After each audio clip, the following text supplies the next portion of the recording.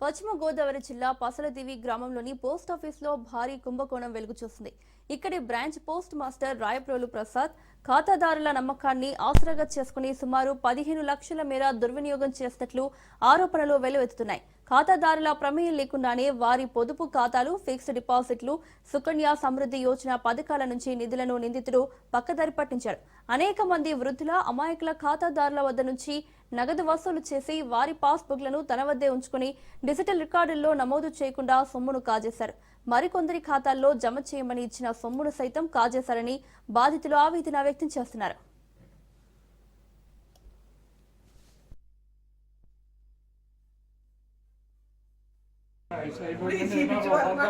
పొద్దున బుక్ కట్టుకుని దాచుకున్నానండి. ఏదో 5 సంవత్సరాలు కదా మనకి ఇలా పని ఉందని ఆయన పెట్టిలో పెట్టాను. అడిగితే దాకా ఏమి లేదు, ఇందులో తీసేసుకున్నాడు. 50,000 కట్టడం చట్టం కట్టించారు. బ్యాంకులో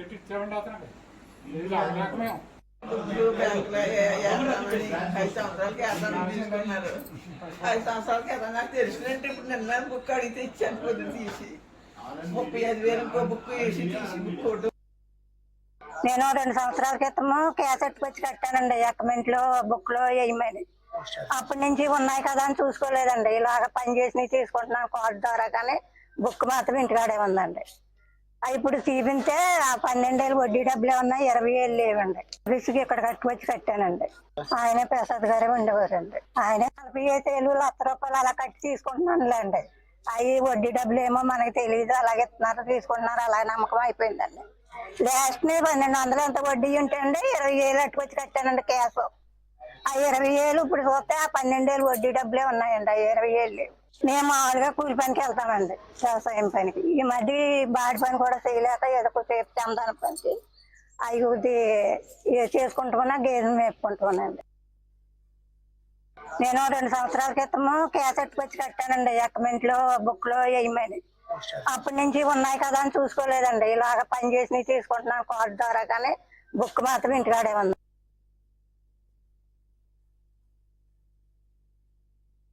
అసలు పోస్ట్ ఆఫీస్ లో సుకన్య యోజన కింద పిల్లకే 1,000-2,000 డబ్బులు ఉన్నప్పుడల్లా వేస్తున్నారు. 2024లో మా ఆవిడ 12,000 మొత్తం 23,000 చిల్లర కట్టిందండి. దాంట్లో అప్పటి నుంచి కడత మానేసాడు. బుక్ ఇవ్వట్లేదు, నెల వాళ్ళు దాచుకున్నాడండి. అప్పుడే గట్టిగా అడిగితే మేము అలా కట్టుకొచ్చి ఇస్తానని చెప్పేసి ఇచ్చాడండి. అప్పటి నుంచి నేను చెక్ చేయించలేదండి, లోపల అడిగాను. ఈ ఆడ ఎలా అన్నారని చెప్పేసి నిన్న మైక్లో చెప్పారండి మొత్తం ఊరంతా. బుక్లు ఏమన్నా ఉంటే తీసుకొచ్చి చెక్ చేయించుకోండి అని చెప్పారండి. వచ్చి చూస్తే ఇక్కడ ఫ్రాడ్ జరిగిందని చెప్పేసి అన్నారండి. ఫ్రాడ్ జరిగింది ఏంటని చెప్పేసి పొద్దున్నే బుక్ కట్టుకొచ్చి చెక్ చేయించానండి. దాంట్లో 13,000 క్యాష్ ఉందంటండి, 10,000 తక్కువ ఉన్నాయంట. మొత్తం 23,000 బుక్ లో స్టాంప్ వేసి ఉందండి. దాంట్లో 23,000కి ఆన్లైన్ లో అయితే 13,000 ఉందమ్మా. దీనికి సమాధానం మేము చెప్తాం, కానీ రేపు వద్దున ఆయన వస్తాడు, ఆయన వచ్చాక చూస్తాం అంటున్నారు. సుమారు ఇంచుమించుగా 30-40 లక్షలు. ఢిల్లీ వేదికగా జరుగుతున్న ఏఐ ఇంపాక్ట్ సమ్మిట్ కేవలం సాంకేతిక సదస్సు మాత్రమే కాదు, భవిష్యత్ ప్రపంచ ముఖ చిత్రాన్ని భారత్ ఏ విధంగా మార్చబోతోందో చెప్పబోతున్న ఒక దౌత్య ప్రకటన. అమెరికా వాణిజ్య ఆధిపత్యం, చైనా ఒంటెత్తు పోకడలకు భిన్నంగా భారత్ 3వ మార్గాన్ని ప్రపంచానికి పరిచయం చేయబోతోంది. ఇప్పటికే కీలకమైన సంస్థల డేటా సెంటర్లు ఇండియాలో ఏర్పాటయ్యాయి. ఏఐ ఎలా పనిచేయాలి, దాని పరిమితులు, పరిధులను నిర్ణయించే దిశగా ఇండియా అడుగులు వేస్తుంది.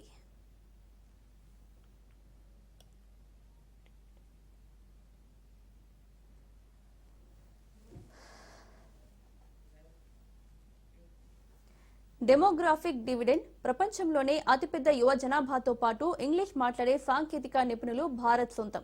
అందుకే అంతర్జాతీయ సంస్థలను అయస్కాంతంలా ఆకర్షిస్తోంది భారత్. మైక్రోసాఫ్ట్ హైదరాబాద్, ముంబై, పుణేలో $21.5 బిలియన్ భారీ పెట్టుబడితో డేటా సెంటర్లను ఏర్పాటు చేస్తుంది. విశాఖపట్నంలో గూగుల్ పూర్తి స్థాయి ఏఐ హబ్ ఏర్పాటు చేయడానికి $15 బిలియన్ కేటాయించింది. రిలయన్స్, అదానీ వంటి స్వదేశీ దిగ్గజాలు కూడా గిగావాట్ స్థాయి డేటా సెంటర్లను గుజరాత్, మహారాష్ట్రతో పాటు ఆంధ్రప్రదేశ్లో నిర్మిస్తున్నాయి. ఏఐకి భారత్ క్యాపిటల్ అయ్యే అవకాశాలు స్పష్టంగా కనిపిస్తున్నాయి. ఇండియా మార్కెట్ మాత్రమే కాదు, ఏఐ ప్రపంచానికి మార్గదర్శిగా మారబోతోంది. ఢిల్లీలో జరుగుతున్న ఏఐ ఇంపాక్ట్ సదస్సులో ప్రధాని మోదీ పాల్గొన్నారు. ఏఐపై తొలినాళ్లలో అనేక సందేహాలు వచ్చాయన్నారు. నిప్పురవ్వను రాజేసిన యుగం నుంచి ఏఐ యుగం వరకు మనిషి మేధస్సు ఎదిగిందన్నారు మోదీ. ఏఐ కేంద్రంగా భారత్ మారుతోందన్నారు. ఏఐ కంట్రోల్ మనిషిదే అయి ఉండాలన్నారు ప్రధాని మోదీ. ఏఐ సమ్మిట్ నిర్వహణ భారత్కే కాదు దక్షిణాసియాకే గర్వకారణమన్నారు.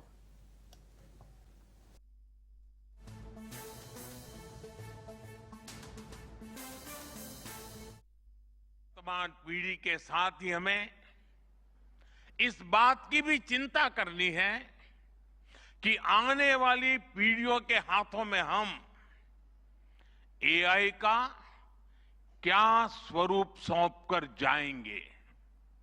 इसलिए आज असली प्रश्न यह नहीं कि भविष्य में आर्टिफिशियल इंटेलिजेंस क्या कर सकती है, प्रश्न ये है कि वर्तमान में हम आर्टिफिशियल इंटेलिजेंस के साथ क्या करते हैं।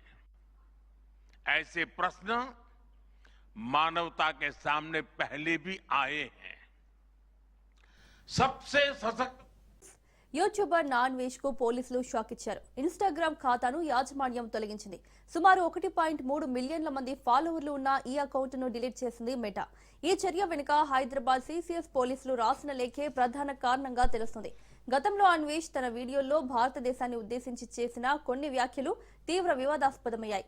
దేశాన్ని దూషించారనే ఆరోపణలతో నటి కరాటే కళ్యాణి హైదరాబాద్ సిసిఎస్ పోలీసులకు ఫిర్యాదు చేశారు. దీనిపై విచారణ చేపట్టిన పోలీసులు ప్రాథమికంగా మత విద్వేషాలు రెచ్చగొట్టేలా, దేశ ప్రతిష్టకు భంగం కలిగించేలా పోస్టులు ఉన్నట్లు గుర్తించారు. కేసు దర్యాప్తులో భాగంగా సిసిఎస్ పోలీసులు తొలుత ఇన్స్టాగ్రామ్ ఫౌండర్లకు లేఖ రాసి అన్వేష్ అకౌంట్ వివరాలు సేకరించారు. ఆ వివరాలు అందిన వెంటనే సదరు ఖాతా ద్వారా మత విద్వేషాలు రెచ్చగొట్టే ప్రయత్నాలు జరుగుతున్నాయని, తక్షణమే ఆ అకౌంట్ను తొలగించాలని కోరుతూ ఇన్స్టాగ్రామ్ నిర్వాహకులకు మరో లేఖ రాశారు.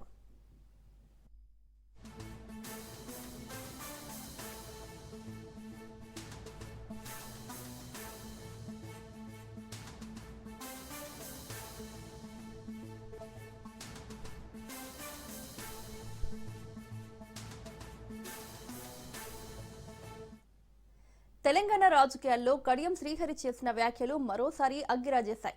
తెలంగాణలో ఇటీవల జాతిపిత అంశం పీక్స్ కు చేరింది. ఇంకా ఎన్నాళ్లు తెలంగాణ సెంటిమెంట్ వాడుకుని రాజకీయాలు చేస్తారని ఎమ్మెల్యే కడియం శ్రీహరి సంచలన వ్యాఖ్యలు చేశారు. జాతిపిత అని చేర్చుకోవడానికి సిగ్గుండాలన్నారు. అదేవిధంగా బీఆర్ఎస్ పార్టీ అధికారాన్ని తమ కుటుంబ హక్కుగా వ్యవహరిస్తోందని ఎద్దేవా చేశారు.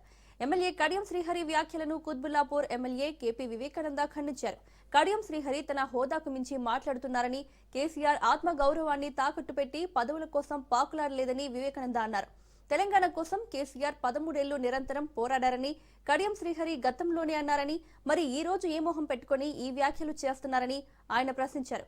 కడియం శ్రీహరి నోరు అదుపులో పెట్టుకుని మాట్లాడాలని హెచ్చరించారు.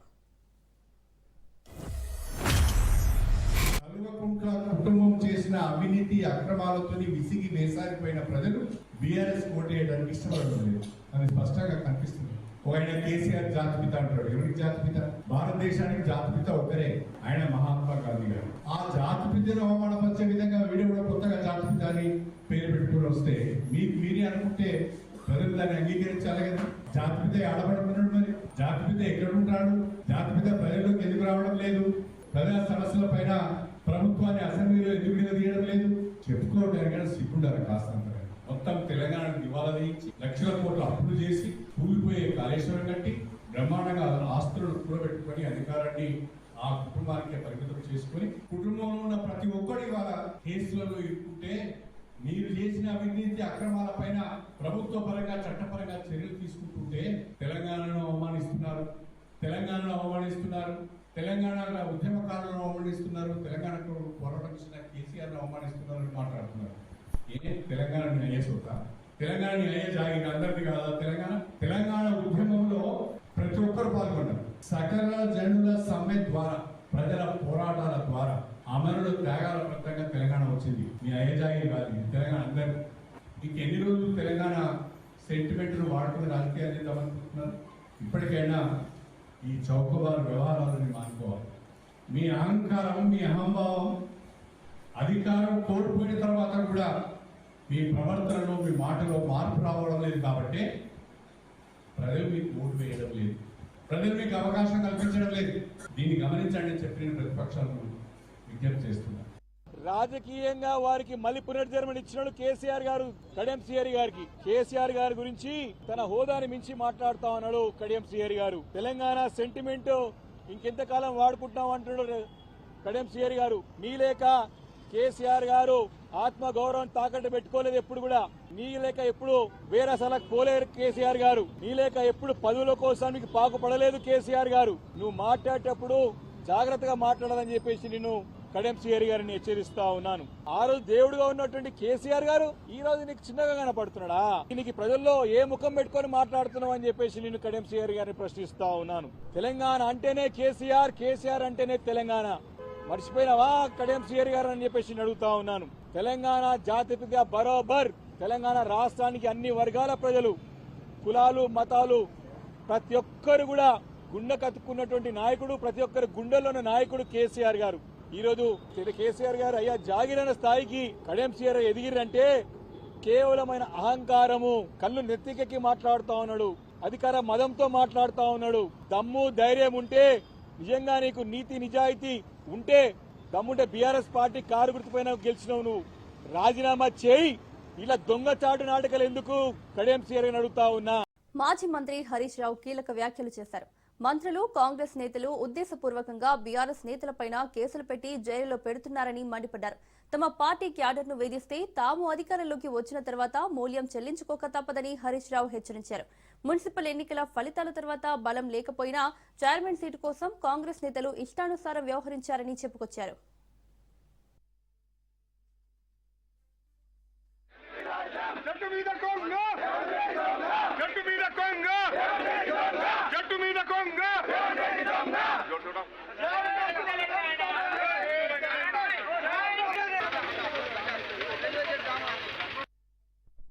నువ్వు ఎన్ని ప్రయత్నాలు చేసినా రేవంత్ రెడ్డి గారు, మీరు ప్రజా ఆమోదాన్ని కోల్పోయారు. గతంలో మున్సిపల్ ఎన్నికలు జరిగితే కాంగ్రెస్ పార్టీ 4 గెలిచింది, 4 మున్సిపాలిటీలు గెలిచింది. ఆనాడు బీఆర్ఎస్ అధికారంలో ఉన్ననాడు. మేము దానికంటే ఈరోజు 30% ఓట్ బ్యాంక్ తెచ్చుకున్నాం. దాదాపు 800 కౌన్సిలర్లు ఈరోజు బీఆర్ఎస్ పార్టీ గెలిచింది. దాంతో నీకు నిద్ర పట్టలేదు. అక్రమంగా పోలీసులను అడ్డం పెట్టుకొని దొడ్డిదారిన ప్రజాస్వామ్యాన్ని ఖూనీ చేసి చైర్మన్ స్థానాలు దక్కించుకునేటువంటి ప్రయత్నానికి పాల్పడతా ఉన్నావు. కానీ దేనికైనా కొంత హద్దులు ఉంటాయి. కానీ ఇక్కడ కేతన్పల్లిలో హద్దులు మీరి మహిళా కౌన్సిలర్ల పట్ల హాల్లో ఉన్న అమానుషంగా వ్యవహరించి తాగి మీటింగ్కి వచ్చిన కాంగ్రెస్ కౌన్సిలర్లను అరెస్ట్ చేయరా? ఎందుకు ఆ పిటిషన్ తీసుకోరు? ఎందుకు కేసు నమోదు చేయరు? అంటే ఈ రాష్ట్రంలో అసలు ప్రజాస్వామ్యమే లేదా అంటున్నా. ఇలా పోలీస్ అధికారులకు కూడా మేము చెప్పేది ఒక్కటే, అధికారం శాశ్వతం కాదు. అన్ని కాలాలు ఒక తీరు ఉండయి. కాలం మారుతుంది. రేపు బీఆర్ఎస్ అధికారంలోకి వస్తుంది.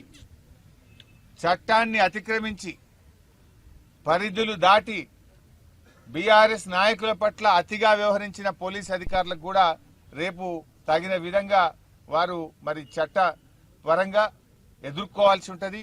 మిమ్మల్ని ఎవరు కాపాడలేరు. మీరు తాత్కాలికంగా పోయి మీ పోస్టింగ్ల కోసమో ఇంకో దానికోసమో పోయి తప్పులు చేస్తే మాత్రం రేపు మీరందరూ కూడా రేపు చట్టపరంగా శిక్ష తప్పదు. మీకు చట్టపరంగా కేసులు ఎదుర్కోవాల్సి వస్తుంది. మిమ్మల్ని ఈ రేవంత్ రెడ్డిలో ఈ వివేక్ గారో ఎవరు కాపాడలేరు అని చెప్పి నేను పోలీసులను హెచ్చరిస్తా ఉన్నా. ప్రతిపాడు నియోజకవర్గంలో రాజ్ న్యూస్ నూతన క్యాలెండర్ ను ధర్మవరం పిఎస్సిఎస్ చైర్మన్ దాసం శేషారావు ఆవిష్కరించారు. ఈ కార్యక్రమంలో రాజ్ న్యూస్ ప్రతినిధులు మరియు స్థానిక నాయకులు పాల్గొన్నారు. సమాజంలో ప్రజలకు ప్రభుత్వానికి మధ్య మీడియా ఒక బలమైన వారధిలా పనిచేస్తుందని దాసం శేషారావు కొనియాడారు. రాజ్ న్యూస్ మీడియా ప్రతినిధులకు ప్రత్యేకంగా అభినందనలు తెలియజేశారు. భవిష్యత్తులో కూడా సామాన్యుడి గలం వినిపించేలా నీతి, నిజాయితీ, నిబద్ధతతో రాజ్ న్యూస్ ముందుకు సాగాలని దాసం శేషారావు ఆకాంక్షించారు.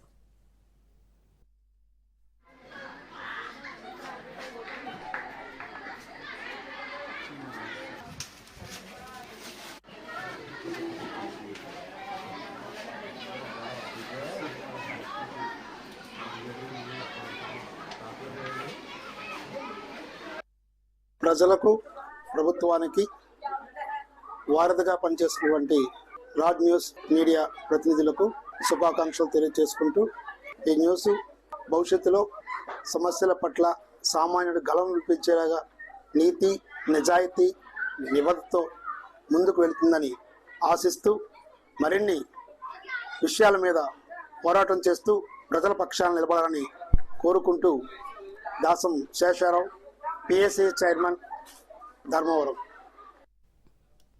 లడ్డూ ప్రసాదంపై కూటమి ప్రభుత్వం అనేక నిందలు వేస్తుందని, దీనిపై చర్చకు రమ్మంటే తమపైనే బెదిరింపులకు పాల్పడుతోందని ఎమ్మెల్సీ బొత్స సత్యనారాయణ అన్నారు. కుంటి సాకులతో సభలో గందరగోళం సృష్టించారని ఆరోపించారు.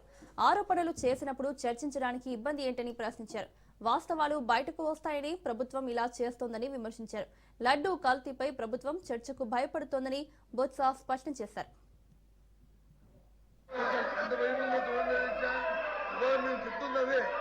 ఏదైతే ఇందిరాపూర్ అనే సంస్థతో హెరిటేజ్ వెనక ఉండి ఏదైతే రాష్ట్రాన్ని దోచుకుంటుందో, చంద్రబాబు నాయుడు కుటుంబం ఏదైతే దోచుకుంటుందో దాన్నే చెప్తాను.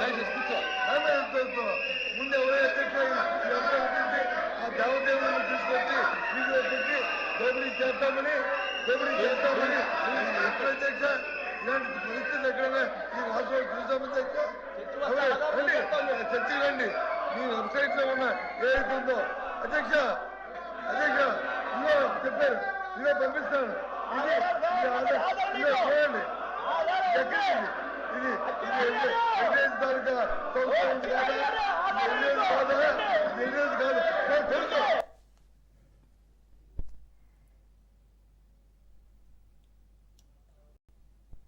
టీటీడీ నెయ్యి సరఫరా అంశంలో వైసీపీ చీఫ్ జగన్ కామెంట్స్ పై ఏపీ హోంమంత్రి అనిత తీవ్ర స్థాయిలో ధ్వజమెత్తారు. అసలు సమస్య అయిన కల్తీని పక్కన పెట్టి సంబంధం లేని హెరిటేజ్ సంస్థపై జగన్ బురద చల్లే ప్రయత్నం చేస్తున్నారని ఆమె మండిపడ్డారు. జగన్ ఆరోపిస్తున్నట్లుగా హెరిటేజ్ కు ఇందాపూర్ కంపెనీకి ఎలాంటి యాజమాన్య సంబంధం లేదని స్పష్టం చేశారు. ఇందాపూర్ అనేది బల్క్ మార్కెటింగ్ చేసే సంస్థ అని, అది చీజ్, పన్నీర్, టెట్రాప్యాక్ పాలు వంటి ఉత్పత్తులను తయారు చేసి హెరిటేజ్ వంటి కంపెనీలకు విక్రయిస్తుందని వివరించారు. ఈరోజు హిందాపూర్ డైరీ గురించి మాట్లాడుతున్నారు. ఇక్కడ రెండు వాళ్ళు ఏం మాట్లాడతారు, హెరిటేజ్ యూనిట్ అంటున్నారు అనమాట. యాక్చువల్గా ఒకసారి బుర్ర ఉన్నవాడు ఎవరికైనా ఏది పెద్ద కంపెనీ ఏది చిన్న కంపెనీ, పెద్ద కంపెనీకి ఒక యూనిట్ కంపెనీ అవుతుంది చిన్న కంపెనీ, అంతేకాని చిన్న కంపెనీకి యూనిట్ కంపెనీ పెద్ద కంపెనీ అవ్వదు. ఇప్పుడు హెరిటేజ్ ఫర్ ఎగ్జాంపుల్ డైలీ 20 లక్షల లీటర్ల పాలు ప్రొక్యూర్ చేస్తే దానికి డబల్ మిల్క్ ప్రొక్యూర్ చేసేది ఇందాపూర్. అంటే 40 లక్షలు డైలీ లీటర్లు ప్రొక్యూర్ చేసేది. అటువంటిప్పుడు హెరిటేజ్ యూనిట్ ఎలా అవుతుంది ఇందాపూర్? ఒక్కసారి ఆలోచించండి. హెరిటేజ్ యూనిట్ అని మాట్లాడతావు. ఇంకొకటి, యాక్చువల్గా ఇందాపూర్ అన్నది ఈ కన్స్యూమర్ మార్కెటింగ్ చేయదు, సాధారణంగా బల్క్ మార్కెటింగ్ చేస్తుంది. దట్టు ఏంటంటే ప్రొడక్షన్ ఎక్కువ, అది ప్రొడక్షన్ చేసి కంపెనీస్కి ఇస్తే కంపెనీస్ వాళ్ళు కన్స్యూమర్ మార్కెటింగ్ చేసుకుంటారు. ఫర్ ఎగ్జాంపుల్ వీళ్ళు ఏం చేస్తారంటే లేబులింగ్ అంటే ప్రొడక్షన్ వాళ్ళు చేస్తారు. లేబులింగ్ అంటే ఇప్పుడు హెరిటేజ్ కంపెనీ ఈ ఇందాపూర్ కంపెనీస్ దగ్గర నుంచి చీజ్ అని, పన్నీర్ అని, నెక్స్ట్ ఇంకొకటి ఏంటంటే టెట్రాప్యాక్ మిల్క్స్ సంబంధించినవని ఇలాంటివి కొనుగోలు చేస్తుంది, హెరిటేజ్ కొనుగోలు చేస్తుంది. హెరిటేజ్ అన్న కంపెనీ ఇప్పటి వరకు ఏ కంపెనీకి కూడా గీ సప్లై చేయలే. హెరిటేజ్కి ఓన్ గీ మ్యానుఫ్యాక్చరింగ్ ఉంది. హెరిటేజ్ కంపెనీ గీ కూడా ఎప్పుడూ బల్క్గా ట్యాంకర్స్తో ఎక్కడికి పంపించలే, అది ఓన్లీ కన్స్యూమర్కి మాత్రమే అది సప్లై చేసే పరిస్థితి. వరంగల్ దళితులపై రేవంత్ సర్కార్ బుల్డోజర్ రాజ్యం నడుస్తోందని ఎమ్మెల్సీ దాసోజు శ్రవణ్ అన్నారు. నగరంలోని భద్రకాళి ఆలయం పరిసరాల్లోని చెరబండ రాజునగర్ కాలనీలో దశాబ్దాలుగా దాదాపు 60 నుంచి 70 సంవత్సరాలుగా నివసిస్తున్న దళిత కుటుంబాల ఇళ్లను కూల్చివేయడంపై దాసోజు శ్రవణ్ మండిపడ్డారు. ప్రభుత్వం చేస్తున్న ప్రయత్నాలు అత్యంత పాశవికమని ధ్వజమెత్తారు. మాజీ chief whip Dasyam Vinay Bhaskar BRS party legal cell ఆధ్వర్యంలో బాధిత కుటుంబాలతో కలిసి తెలంగాణ రాష్ట్ర మానవ హక్కుల కమిషన్ చైర్మన్ జస్టిస్ షమీం అఖ్తర్ను కలిసి ఫిర్యాదు చేశారు.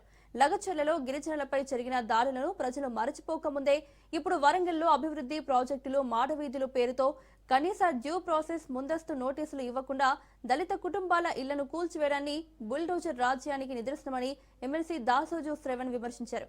కలెక్టర్ సహా సంబంధిత అధికారులు మానవ హక్కుల కమిషన్ ఇచ్చిన ఆదేశాలను యథాతథంగా అమలు చేయాలని డిమాండ్ చేశారు.